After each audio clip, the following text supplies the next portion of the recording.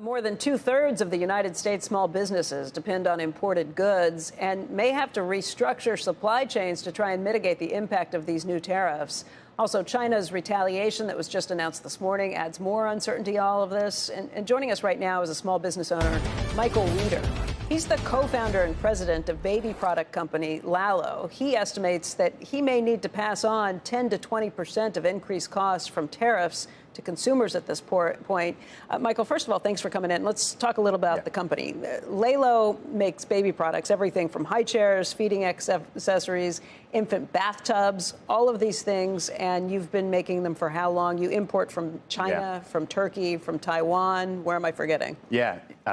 Vietnam, Thailand. You know, we make essential products for parents. And so our job has been protecting American families. And actually ahead of this, we've been planning this for a while. We actually dropped prices on a lot of products because we expected tariffs. We expected the price of everything for American families to go up. And actually ahead of this, we dropped our prices. And that might seem shocking, but you know, the cost of childcare is through the roof. We didn't want the price of essential products to go up, but this changes everything. But how did you do it? You did that thinking, okay, I'm manufacturing in Vietnam, so I'm not going to have some of the places will manufacture more there? Deepening our relationships with our partners, negotiating. 3 weeks ago, we launched in Target. So we were reaching way more consumers than ever before. We launched as a D2C brand 6 years ago.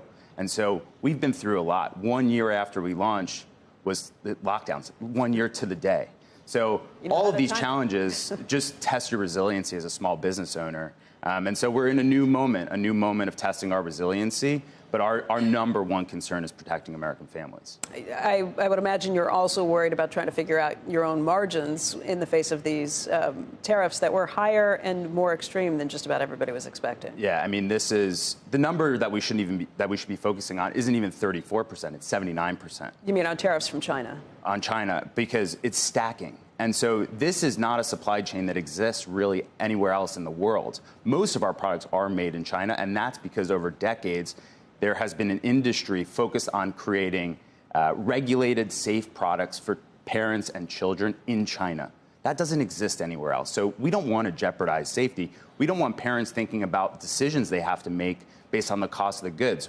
What happens if you're not putting a kid in a car seat because it's too expensive, or in a high chair, or in the proper bathtub? We shouldn't be jeopardizing the safety of children because of the price of the goods. What would it take to get you to manufacture back here in the United States? To be honest, it's not even really possible. There are decades of engineering talent, compliance talent, understanding the safety and regulatory components that go into making the products that we make.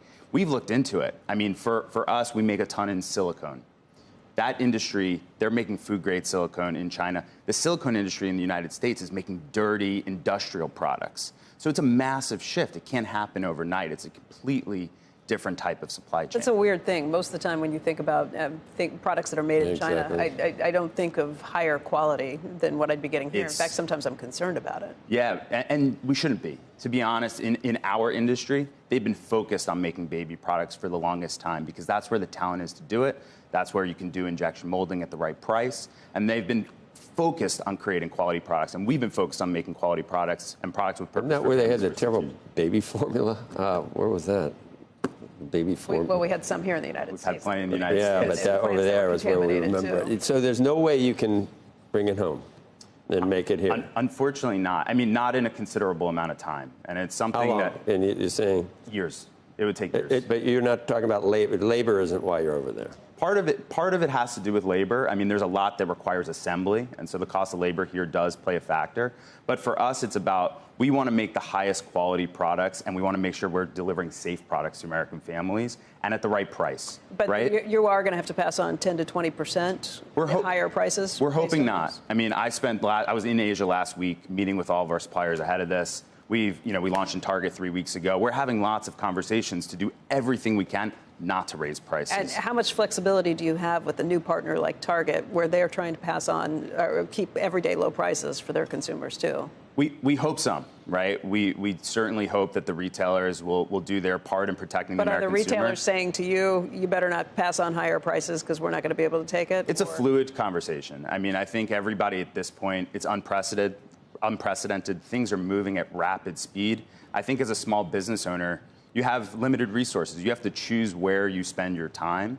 And so we're not reacting too fast. We're in fact-finding mode constantly, so we're making the right decisions in the right time and not wasting our resources. And so, look, things can change rapidly, and we don't want to act too quickly, but we need to do our homework. We need to understand the impact on our business, the impact on the consumer, and do our best job to protect them. Basically hope that there are exemptions that are carved out or rollbacks of these tariffs. Yeah, I mean, you look at Section 301.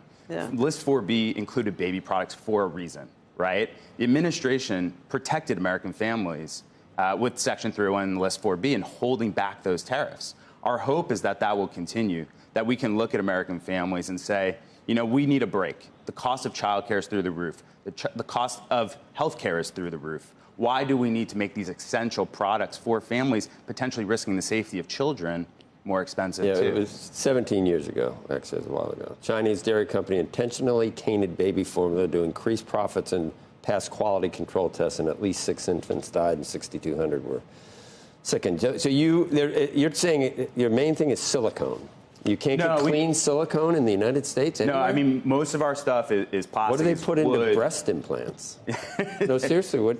I'm not familiar with that industry and where that's made, but what's made in silicone in the United States is mostly industrial products, things, car parts and things like that. We make all sorts of products, injected molded plastic, high quality wood. There's a lot of assembly, there's a lot of engineering, and you have to get that talent that understands the compliance and the regulations. That's only in China. Right now, it's mostly in China, yeah.